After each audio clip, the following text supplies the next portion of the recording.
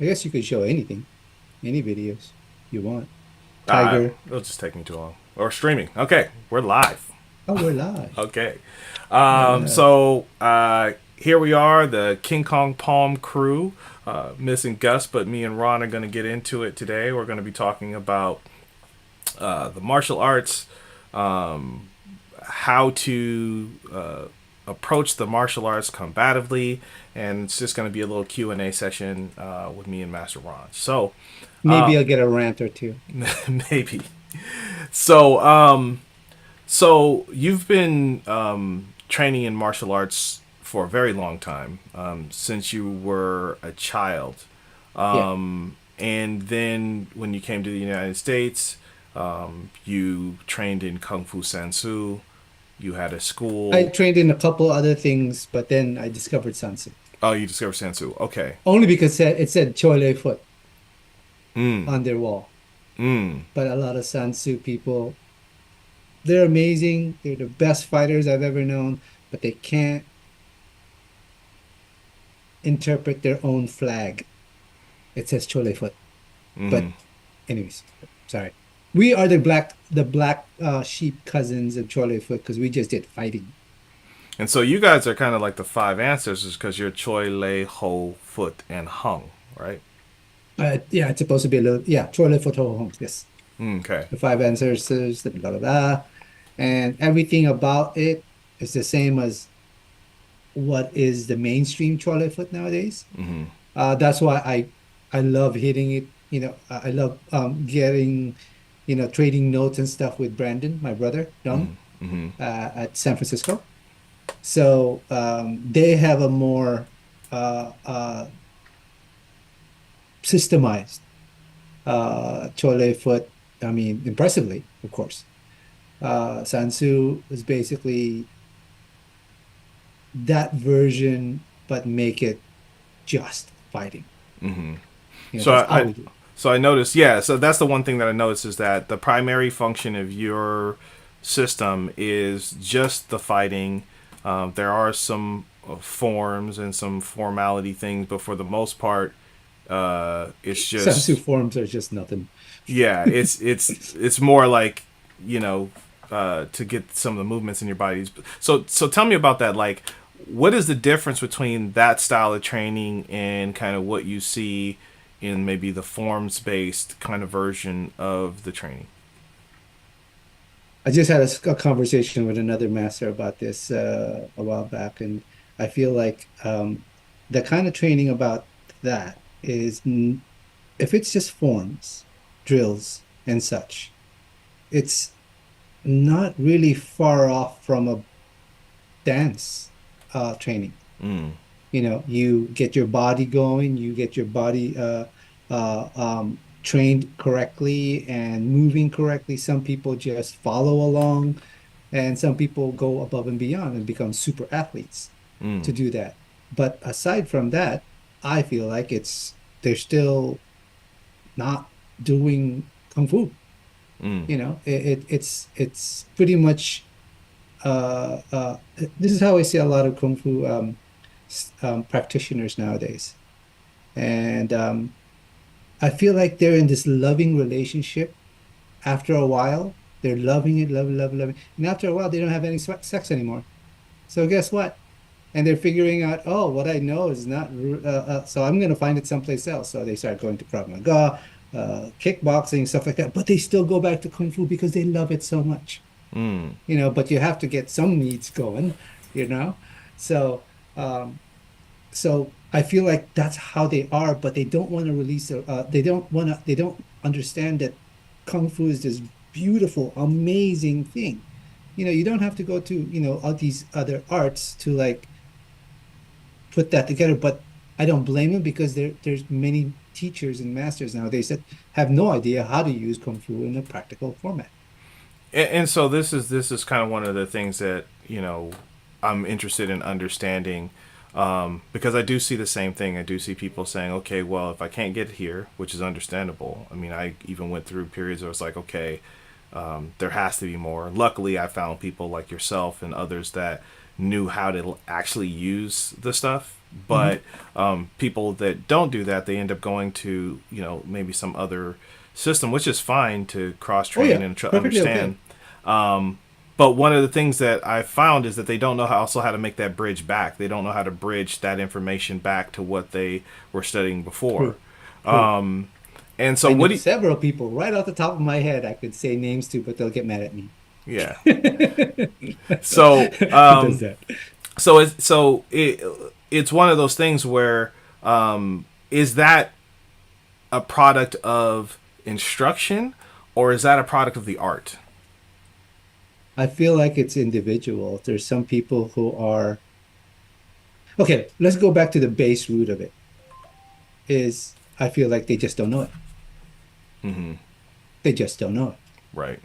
They just do these things, and to understand your limit and to understand if you are effective, first of all, you have to get that mindset of, can we spar with this? Do Mm-hmm. you spar with a mugger? Mm-hmm. You know, if you are training to be on the ring, that's a different training. If you're going to fight other martial artists, that's a different training. That you have to get tougher, you have to get quicker, you have to be faster. There's no elements of surprise. Ours is actually easier. The way I train now you and other people in combat is, it's easier, but it's deadlier Mm-hmm. because we're trying to survive and run away. I Mm-hmm. mean, one shot to the face is good enough. That the best thing for self. I mean, the main thing about self-defense is having the ability to run away. So that kind of training kind of correlates to scenario-based, uh, um, where you put yourself in a pressurized system, like what my brother always say. You Mm-hmm. know, anything that you do, forms, kung fu, any martial art you do, give it a little bit pressure. If it breaks in that little pressure, find out why. Don't abandon it. Find out why, and fix it and fix it. But what we do in the how I train you, and how you're training now is you're doing that. You're finding the pressure, the limits of the pressure on this, right? Now, you will find movements, practical movements in Kung Fu, that are your bread and butter. Mm-hmm. It would work for 80% of punches, 80% of attacks. I mean, Mm-hmm. you're gonna just gonna keep using that when you don't, when you're not thinking, that's what you're gonna use. Mm-hmm. But your journey has a lot further than that. You start learning all the different variations that you need to do to, first of all, entertain yourself so you can have some sort of motivation to continue your art, right?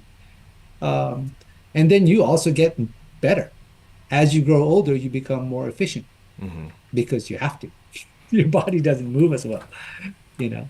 Now, So, so there's a trap that I see in the martial arts, and it's this trap of delusion, right?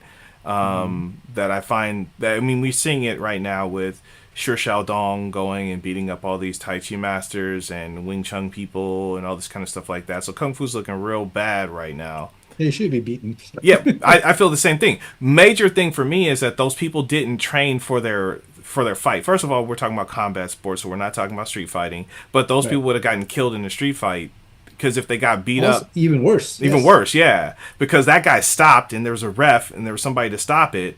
But these guys are getting punched one time and they're out, and it's like they didn't have any understanding of distancing, timing. They didn't have any understanding of what the other person's skill set was. They didn't train for the fight.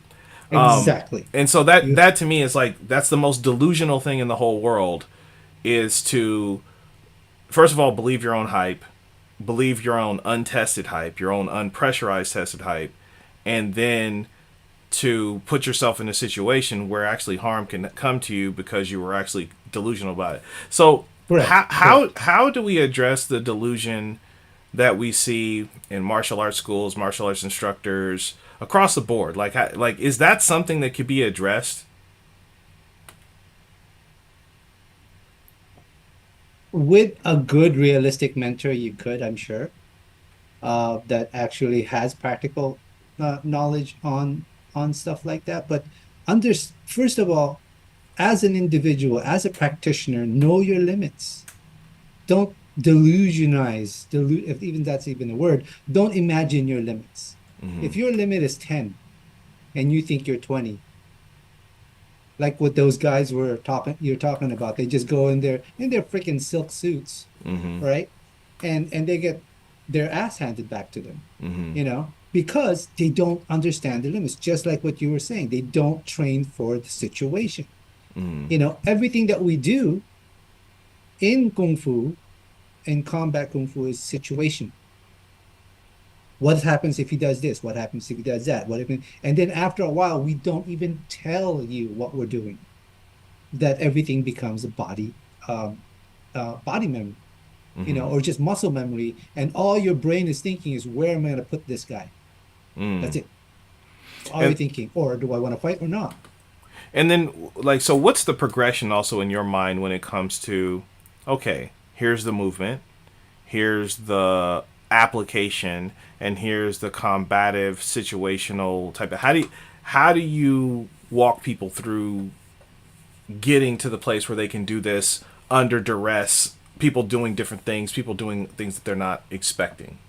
My brother Gus is a master at that. I love the way he pressurized things. I learned a lot from him about pressurizing things because uh, uh, um, at at the beginning, you need you can't you have to. This is what I noticed with Gus does, and I've done this in the past too, but he does it better. He immediately attacks your mentality. Mm. Can you um, withstand a little bit of reality? Mm. That's why Gus would go, okay, I'm gonna tap you right now as fast as I can. And imagine, and then, or I'm gonna hit you right now, but I'm not gonna hurt you, right? Just that whoomp, that, or that, okay, I'm gonna push you. People do this. No, we're gonna go boom. That just the level of realism, not gonna hurt you, but just that mental shock. And immediately I know if that person's gonna stay with me or not, Mm. right? When they get over that part, you know, you have to give them a little bit of PTSD talk after that. Now, I did that to you because you have to explain to them why they did that. You did that to them, right? And then from there, you could start talking about um, not about the mysticism, stuff like that. Now you start breaking things down. And the way I taught is I don't hold anything back. I don't tell them, oh, you can't, that's a secret. This is this. No, oh, it's like this. All I say is you're not ready for that yet because you might hurt yourself.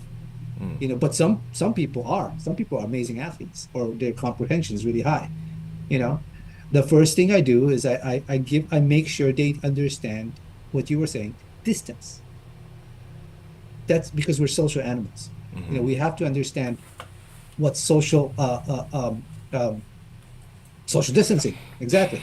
So you distance yourself so you could actually be able, your brain will be able to respond, Mm. you know, Mm-hmm. at any level, mental or physical. If the person's really up close, like it's going and shouting at you, that's exactly the same thing as right in front of you punching the daylights out of you. Right. If you want to have a shouting match at somebody, keep themselves back. You'll notice your brain is a little bit clearer. Your brain is still it's on the overdrive, but it's still going because you have to understand every day you have to allot a mental and a physical and an emotional budget to the people around you. Mm. And if you don't, you're going to blow up. You're going to be upset, grouchy, stuff like that. You have to give that thing. And that's the first mental litmus test that I give to people I begin with. But if you're already established, I don't have any patience, you know, on if you're this or that or this or that. I just go, this is what you do, just do that. Because if I have too much patience, I've noticed to a lot of people I've taught that are very advanced, they kind of hang on too much. Mm. What Okay. do you mean? I want they second guess themselves too much. Mm. So they have so because they could have somebody to oh, is this right? Is this wrong? Is this right? Is this wrong? So I usually go, here it is, do it. And then they show it to me. It's good, but there's something wrong with it. Keep going at it. Because I want them because you know too, because being a teacher, when they realize it themselves, what they're doing wrong, and I'm not saying wrong as in form, stuff like that, wrong as per what they are doing individually, because Right. something might work for me, but not might work for you, and vice versa. Mm-hmm. Stuff like that thing. So just And so like the things that they have to change, like you're not going to sit there and nitpick. You're going to keep making them work at it until they figure it out. Or am I? I'm just want to make sure that I'm on the same. right, Yeah. Okay. right. I mean, and I'm not gonna look at you when you're doing it as a shadow boxing as a form. I Mm-hmm. consider form shadow boxing. Yeah. Uh, That's and exactly what it is. and if you're just going to show that to me, I'm like, okay, so what? You have to show it to me being done at a person. Okay. Anybody, people tell me, oh, form is like, I can't believe you changed the form, or this is you created the forms. I go, of course I can't, because I know how to interpret it from fighting. You don't need forms Right. at all. Mm-hmm. Forms came out from fighting, Right. They you they know. took they took a certain thing. It's like, oh, let me remember that. Let me figure out a way to pass that down. But that wasn't. It didn't go the other way. It didn't like I came up with this form and all of a sudden this amazing fighting system came out of it. Correct. Yeah. And that's what Tai Chi is going through right now. Yeah. So I was training with my training partner today, and a lot of the stuff that worked was ugly. It was ugly. It didn't look good. Like I couldn't, you know what I mean? There was no way that I was going to like if I turned that into a form, like people would be like that is some ugly shit. Like I don't want to I don't want to practice that martial art. But everything that we did was like super effective, super deadly, super lethal, like break you off, break your arms, throw you on the Right. ground and, Right. hurt your children's children and Yep. like you know what I mean. So that's kind of what I realized, and I think like a lot of times when people are doing forms or they're they want everything to be this way or this way or this way, and that's cool, and there could be like a lot of utility that might be in why you did it this way or this way, but until you meet another body and also different types of bodies, different sizes, that you have to make these adjustments that can just not be encapsulated in form. Correct. I mean, because form is, like I always give the analogy, form is speech, Mm-hmm. and and form is Elizabethan speech, Mm-hmm. where it's you learn all the Latin or whatever that goes along with it, and the old English and stuff like that goes along with it. You find the big circles of your windmills, the big kicks and the jumping stuff like that. But when you do it in conversation, which is a fight, or Mm-hmm. you're fighting for your life, everything becomes conjugated, everything becomes smaller, everything becomes faster and brutal. There's no flair to it, Mm-hmm. you know. Yeah, this is my conversation I was having with my brother Matt, who's presenting also at Silk and Steel conference. He Yeah. was saying there's a difference between penmanship and writing. He's like forms are like penmanship, kind of similar to what you're saying, but then when you're Hmm. writing, you're not doing all of that stuff and all the Yeah. flourishes and all the flares. So yeah, I think it's hard. I think when people are trying to have a school and there's a certain expectation. Maybe the jujitsu people kind of figured it out because they don't have a form and they don't do forms. But I had someone come to a Tai Chi class, and I was sharing with them like literal functional things from the movements that we do. And Mm. I got this little text back about we wanted to do more forms. It's like, yeah, but I gave you the thing that you'd be in a Tai Chi class for 20 years and never touch, never figure out. Yeah. And so it seems to me that people like forms. Oh yeah. There's not, I love forms. I love forms.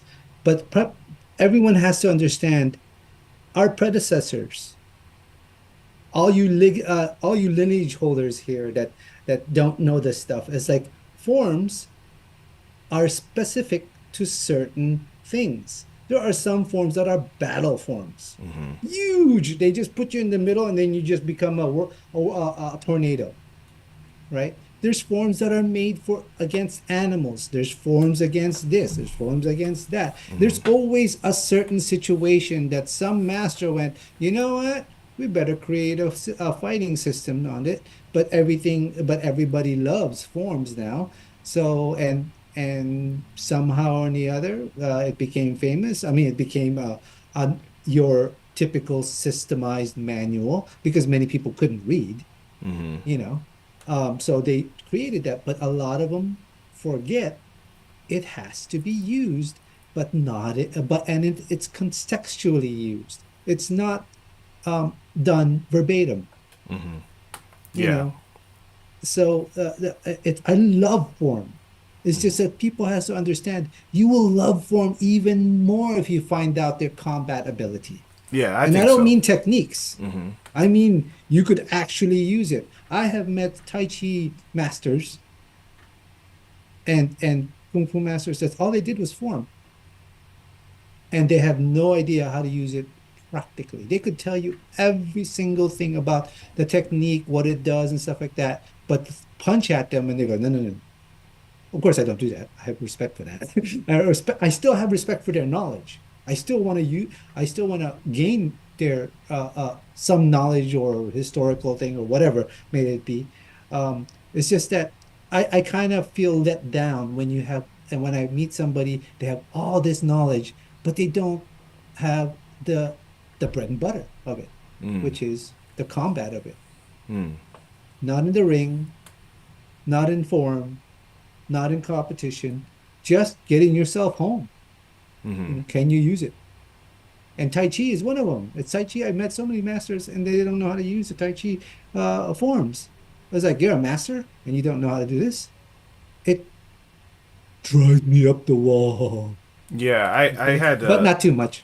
I had a conversation. It was interesting. It was with my Tai Chi family, and one person that was there literally thought that forms came first, and the other person who's a lot more venerable, really has her stuff together. She was like, no, it went the other way. The fighting came first, and then somebody said, okay, let's codify this, so that we can remember it, and not the other way around. And I think that that's the thing that gets forgotten. Also, like when it comes to things like Tai Chi, that Tai Chi is like, it's a feeling and a concept of like of movement and how energy works and how to flow Hmm. with it. It's Hmm. not a particular move. It's not part the horse's mane or play the lute. These are like just like playgrounds to play with the concepts, but they're not the truth. Because if you're fighting with Tai Chi, it's going to come out in various different ways, in various different levels of whatever's happening in the moment. It's not going to be like play the loop may come out, but it's not, you know what I mean? It's not, Right, it's not the thing that is Tai Chi. And so a right. lot of people come to Tai Chi and they're expecting, oh, I want to learn this form. It's like, okay, well, cool. We can use this form as a limit so that we can understand an idea, but ultimately, the principles that Tai Chi utilizes is the thing that we should be focusing on, not the finger pointing to the moon. You know, Hmm. so yeah, I mean that, yeah, exactly. Because Tai Chi was not taught to beginners. no, Tai Chi was is an advanced form of grappling and throwing and lock and not even locks. It's just ripping and basically you become a blender. You are a spiral, like I was telling you, and you spiral them in. That's Tai Chi. It is not a strike, hit. You know, whenever I see the push hands where they're going like this and I don't know. I don't push hands because I think it's that I just kind of go, why do I do this? I don't have the patience. Sorry, my brother. But it's a great exercise. But it has to be understood compartmentally. This is what that is for, Hmm. you know, because if you are that close to somebody, it doesn't matter if you're a master or not. It's just who's faster to hit you, Hmm. you know. So And who can get to the levers and to take you if down? that, if Right. that, Hmm. because levers and all that stuff, it requires you to start from far away, Oh no, I'm talking right? about like if you're And this close and somebody just grabs you and the lever is I'm dipping you, I'm taking you to the oh ground, yeah, you know. yeah, yeah.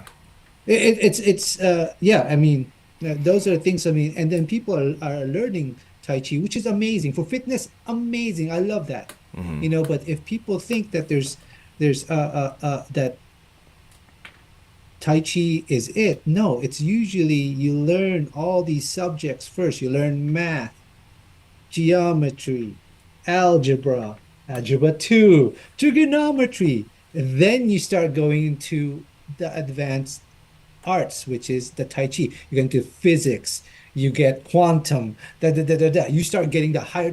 Tai Chi is those high advanced arts. Right. It's like Okay, learning calculus. exactly. Yeah. Calculus. Yes. Yes. Calculus. Exactly. I mean, I Yeah. went to calculus. I don't remember a single thing about it. Hmm. You know, um, but it's such an advanced art that but everybody loves the way it moves. Hmm. And I always suggest it to if you are above 45 years old and you've been doing martial arts for a long time and you're going, oh, that foo-foo stuff, learn Tai Chi. I guarantee you, you will get so much out of it. Hmm. Not because not because, yeah, it's fitness and stuff like that also. It's like walking to you, but you'll understand how your body moved when you were young, how Hmm. your body moved now, what's your limits are, what's the best way to move correctly. Because that's what Tai Chi did for me, at least. Yeah, I mean, I've had some jujitsu brothers who started doing Tai Chi and it improved their jujitsu. And I also have another Right. friend who's a Kung Fu practitioner and he started doing MMA. And I asked him, oh, so you started studying Brazilian Jiu Jitsu? He said, no, I just applied my Tai Chi on the ground. And I was Right. like, oh, okay. That makes sense, right? Right. Right. So, a lot of times people just don't know that these things are there. But then as an instructor, one of the things that, I think is challenging is okay, so you came from this lineage or that lineage, and there was a limit to what you were able to learn from that. And so now that, say, you're an instructor, you have a school, or you're going to start a school, finding people that can offset that education and that continued education, not necessarily trying to teach you another style, but teaching you the methods to make what you do more effective, is, I think, the thing that people are really looking for. And this is where what King Kong Palm is offering is very important because instructors like me have been doing martial arts for a very long time since I was young. But this is that next level for me to continue to, grow in the arts, share with my students, but also like keep that edge. And Right. so, what was the reason why you guys started this? Was it for instructors like myself, or like who is this targeted at? At first, it was basically, I mean, as a personal reason, I target it to people who have been doing a lot of Kung Fu just forms and would like to learn combat. But going back to what I said about that marriage where they love the art, but they have to go someplace else to get some action, Mm. um, that's what we find because they want to be discreet. They don't want to look at anything else. They want to continue doing what they're doing. You do kung fu, but then you do Krav Maga. You do kung fu, and then when you do self-defense, you do kickboxing, stuff like that. Great, that's fine. It's just that do understand kung fu has that too. And I find a lot of things that, oh, just so frustrating sometimes for me. And the way when we started it, we wanted to basically be open out there.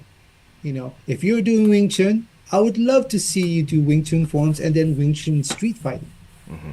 You're doing Eagle Claw, Eagle Claw street fighting, where you actually put it in a pressure test and you actually did it effectively.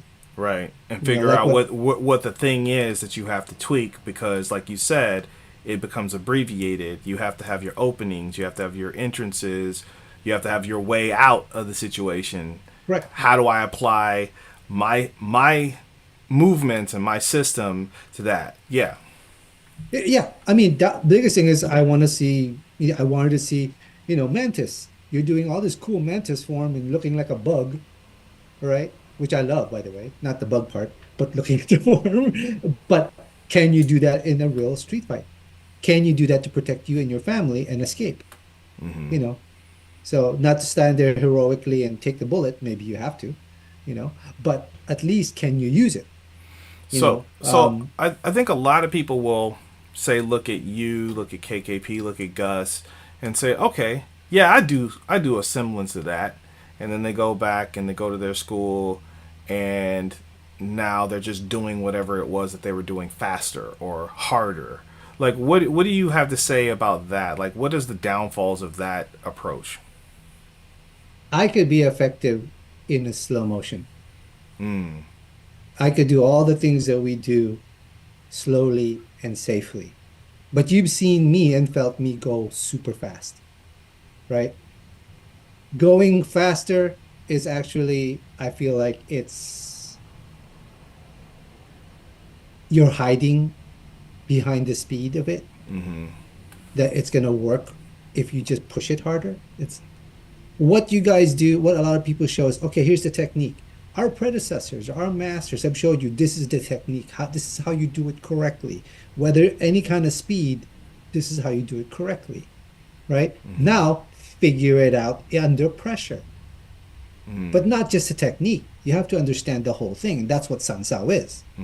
It's not a martial art. It's just a training method, you know, but it is not a quick fix. Like you were saying, if you were a person that you had this school and you wanted to like, you got tired of like showing people kung fu forms, but then doing other arts as a self-defense thing, this is not a quick fix. You have to steel yourself, get over your frustration. You could do it discreetly so you don't hurt your master's feelings, you know. But it's all about you, and it's all about you not being frustrated. And the one of the best things I've ever felt to me, for myself, is I have complete confidence in what I learned. Complete confidence. Only because I used it in the streets too, right? And of course, as I get older, I'm not going to be as strong, as fast, and stuff like that, But I don't think about those things anymore. I'm just confident enough in myself that I go, okay, I know it. Now I'm going to just look at so many. Now my thing is, I'm going to look at so many forms and just check out how they do things. Yeah, one of the things for me is my testimony is that like I understand what my teachers taught me way better now that I'm learning Sansao and Good. learning the KKP kind of format, and also it helps me with my students to have this understanding layered into what I do. But I will admit this: none of this has been easy. None of this Hmm. has been something that, it's just like you said, a quick fix. All of this stuff has required cultural change, personal change, Right. and it's still an ongoing thing.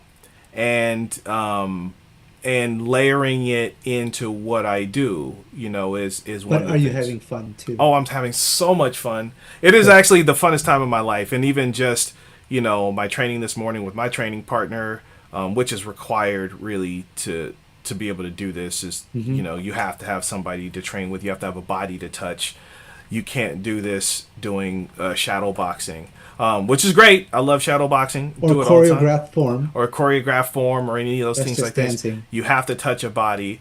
And I mean, what I think it does for you if you do forms or shadow boxing, which I do all of those things, like you'll be remembering what it felt like to touch a body or remembering when somebody came at you as opposed to imagining something that never happened. Right, right. Because it's everything, everyone out there, everyone who does Kung Fu right now, everything that you do, forms, drills, cultural stuff, Chinese cultures, whatever, all the hierarchy, the respect and everything else, that's just the cake. If you don't, it's a beautiful, fucking beautiful cake. It's gorgeous. It's thousands of years old, but it's still fresh for you. But I see you as you've never even bit into that cake. You've never even had a slice of that cake when, if you haven't done the combat part of it, it was just the sun sao part Yeah, you just been looking at a cake that you know is all the potentially time. delicious, but you've Right. And never. if somebody tries to fight you, it goes, look at this cake. Okay, better not fight me because this cake is badass. So I want you guys to eat it, get fat on it, love that cake so you can create more cakes. I feel like all this stuff that Kung Fu it's gonna become nothing in about 100 years or even less. It's just gonna be, oh, it's one of those things that they did in in the past. Right. And it doesn't really work and it doesn't really exist. Well, I think we are at time. So this has been an awesome session and segment with me and Master Ron. Join us for Silk and Steel on May 25th and 26th at the Oakland Asian Cultural Center in Oakland, Chinatown. We'll be getting together. You can come to our website, www.kingkongpalm.com. Sign up, register, join us for the event. You will get I guarantee guarantee. that you're gonna learn or just discover some stuff that you never experienced before. Exactly. We have a great roster of 7 masters. We're going through the entire thing from internal, external. All of these things are going to help to apply to make you a better practitioner. So join us if you haven't already signed up. Sign up, and we'll see you at the event. Hey, it's like Seven Samurai. I hope I'm not one of the guys that dies. I don't think so. I think you're going to survive. I'll be back to back with you. All right.